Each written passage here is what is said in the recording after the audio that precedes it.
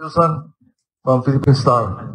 Governor, there are reports saying na may mga tao daw gusto gawing state witness si Speaker Martin Romualdez. Anong reaction ninyo sa mga reports lumalabas na yung controversial suggestion daw na gagawing state witness daw ang Speaker of the House?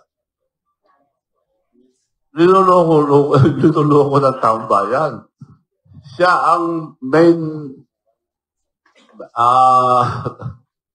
principal na karakter dito. Siya ang may kasalanan na lahat. Sa investigasyon nila, doon na lahat ang pera.